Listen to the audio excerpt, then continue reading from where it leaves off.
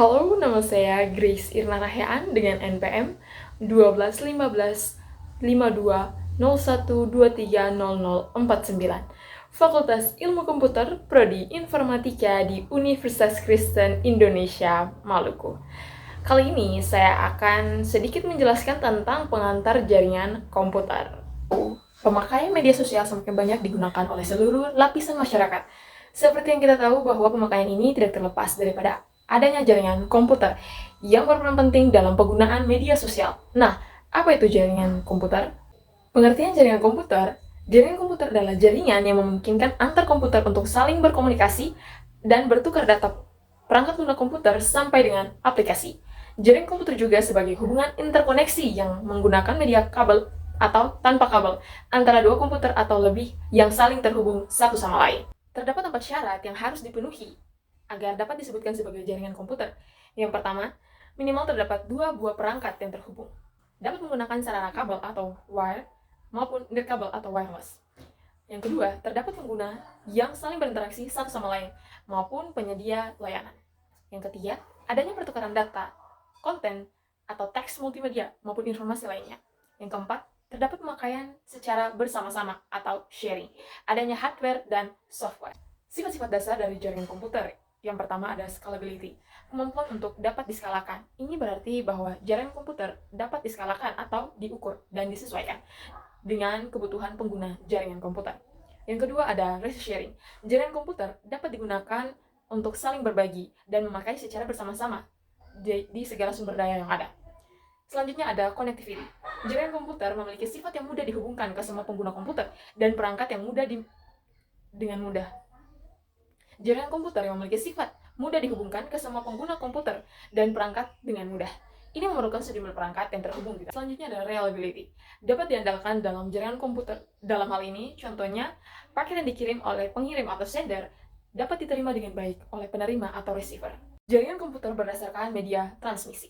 Media transmisi yang digunakan oleh jaringan komputer diadakan menjadi 2 macam. Yang pertama, jaringan komputer berkabel atau wired network. Yang kedua, ada jaringan komputer tanpa kabel atau wireless network. Topologi.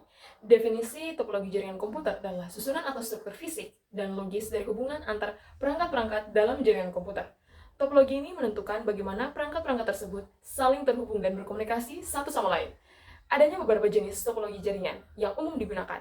Antara lain, yang pertama adalah topologi bus, yang kedua topologi star, ketiga topologi peer-to-peer, keempat topologi ring, kelima topologi tree, yang terakhir topologi mesh. Dan saya akan menjelaskan kelebihan dan kekurangan dari topologi-topologi tersebut. Yang pertama, topologi bus. Topologi bus merupakan topologi yang paling awal digunakan pada saat pengembangan jaringan komputer. Dalam topologi ini, semua perangkat terhubung satu sama lain pada jalur pusat atau bus. Setiap perangkat dapat berkomunikasi secara langsung dengan perangkat lain melalui jalur tersebut. Dan terdapat terminal di awal dan akhir jalur untuk menjaga koneksi agar semua komputer dapat terhubung satu sama lain.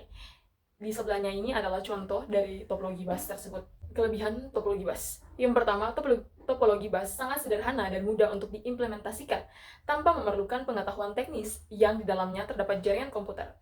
Yang kedua, topologi bus juga memerlukan biaya yang relatif lebih sedikit atau jika dibandingkan dengan topologi lainnya di dalam jaringan komputer. Yang ketiga, topologi bus dapat digunakan untuk kebutuhan jaringan komputer dalam jangka waktu pendek atau jaringan komputer instan atau siap saji. Yang keempat, kecepatan pengiriman dan pertukaran data pada topologi bus relatif lebih cepat. Yang kelima, topologi bus memerlukan waktu yang relatif lebih cepat dan mudah dalam penambahan jumlah komputer yang akan ikut bergabung dalam jaringan komputer. Adapun kekurangan dari topologi bus, beberapa kekurangan pada topologi bus antara lain, yang pertama, topologi bus tidak andal dalam jaringan berkecepatan tinggi. Hal ini disebabkan karena topologi bus belum mampu menangani masalah-masalah yang disebabkan oleh beban trafik pada komputer.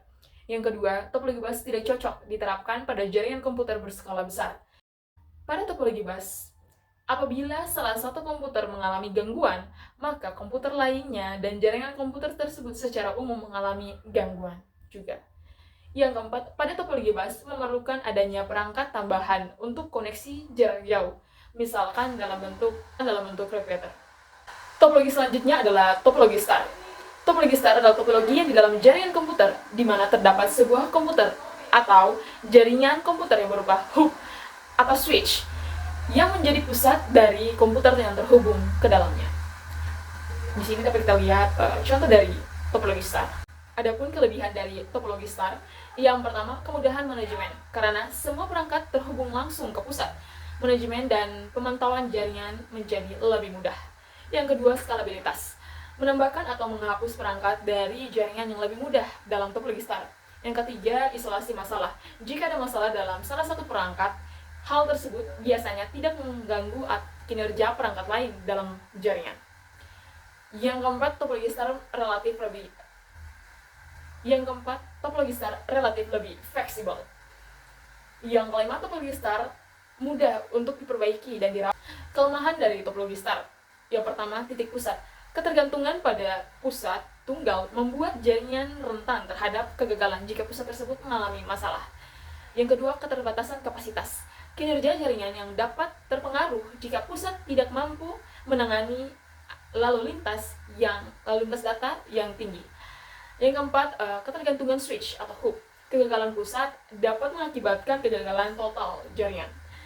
Yang kelima, pada topologi star, biaya jauh lebih besar, mengingat diperlukan kabel dan jaringan lainnya yang jauh lebih banyak. Meskipun demikian, topologi star sering digunakan dalam jejaring lokal atau LAN karena kemudahan manajemen dan skalabilitasnya. Kita lanjut pada topologi peer-to-peer. Pada topologi peer-to-peer memiliki kemandirian antar peer di dalamnya yang bersifat fully connected. Sedangkan pada topologi mesh, tidak semuanya bersifat fully connected. Terdapat partial connected juga di dalamnya. Ini di sebelahnya ada contoh dari topologi peer-to-peer. Kelebihan topologi peer-to-peer. Yang pertama, kemudahan manajemen, karena semua perangkat terhubung satu sama lain, manajemen jaringan jauh lebih mudah. Yang kedua, isolasi masalah.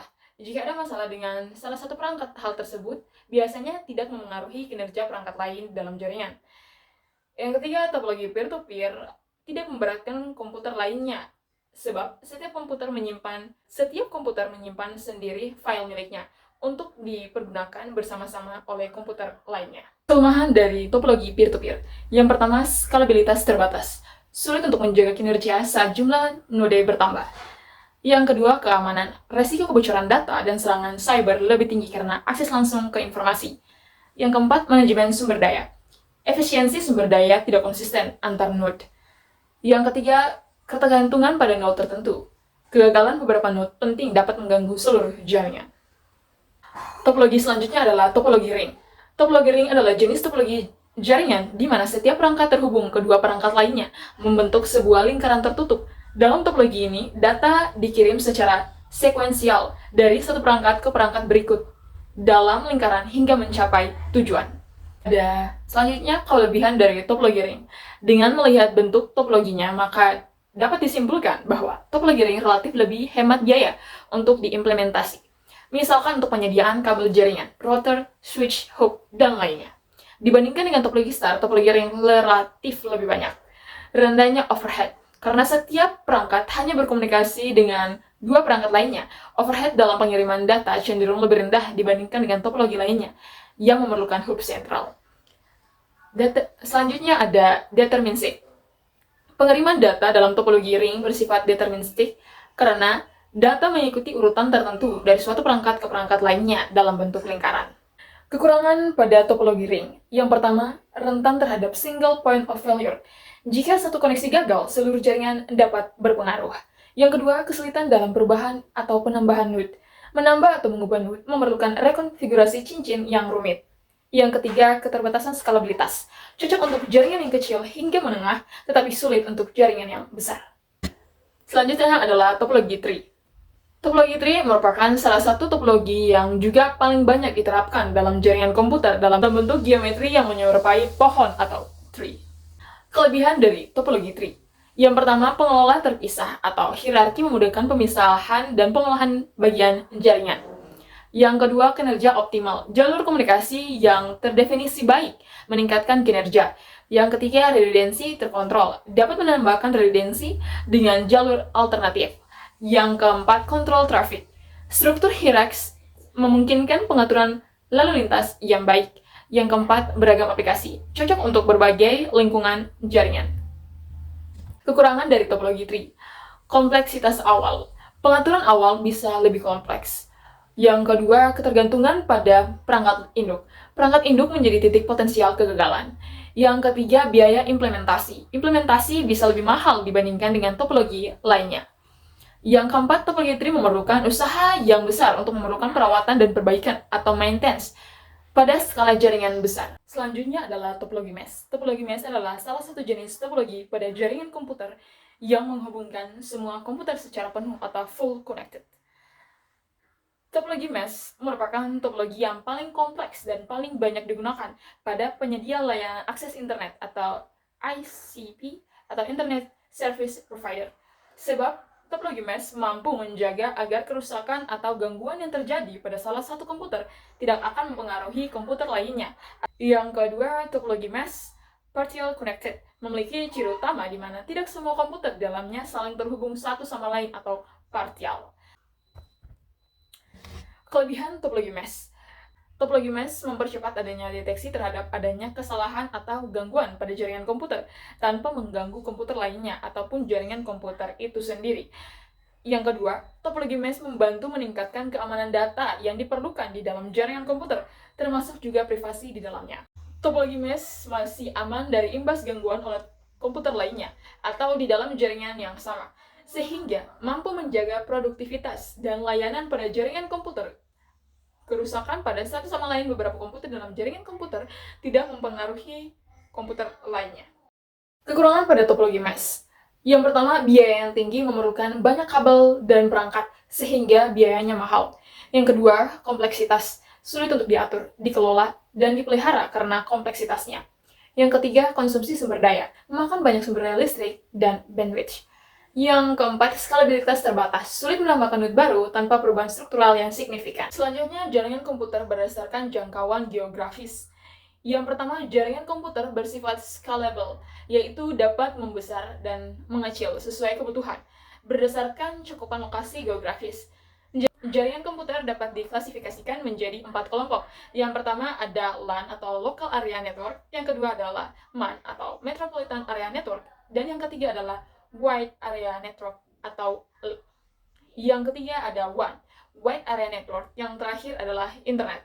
Dan saya akan menjelaskan apa arti dari LAN, MAN, WAN, dan Internet.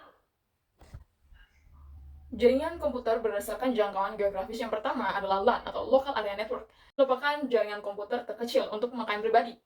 LAN memiliki skala jangkauan mencakup 1 km hingga 10 km dalam bentuk koneksi wired atau kabel, dan wireless atau nirkabel, maupun kombinasi keduanya. Selanjutnya adalah MAN atau Metropolitan Area Network, merupakan jaringan komputer yang memiliki cakupan area yang luas dan lebih besar dibandingkan LAN. Lokal area. Selanjutnya adalah MAN atau Metropolitan Area Network, merupakan jaringan komputer yang memiliki cakupan area yang luas yang lebih besar dibandingkan LAN. MAN memiliki jarak jangkauan antara 10 km hingga 50 km. Wilayah jangkauan MAN atau Metropolitan Area Network ini dapat mencakup sebuah wilayah kota yang di dalamnya terdapat banyak gedung dan permukiman. Selanjutnya adalah WAN atau Wide Area Network, merupakan jaringan komputer yang lebih luas dari MAN atau Metropolitan Area Network, dengan cakupan area seluas sebuah negara atau benua. WAN atau Wide Area Network terdiri dari 2 atau lebih MAN atau Metropolitan Area Network di dalamnya. Jaringan komputer berdasarkan jangkauan geografis terakhir adalah Internet atau Interconnection Networking. Keterhubungan antar jaringan merupakan jaringan komputer yang terluas dan mencakup seluruh planet bumi. Internet yang menghubungkan semua WAN atau Wide Area Network, MAN atau Metropolitan Area Network, dan LAN, Local Area Network. Ini adalah referensi yang saya ambil untuk menyediakan materi. Sekian dan terima kasih. Thanks for watching. Sekian dan terima kasih.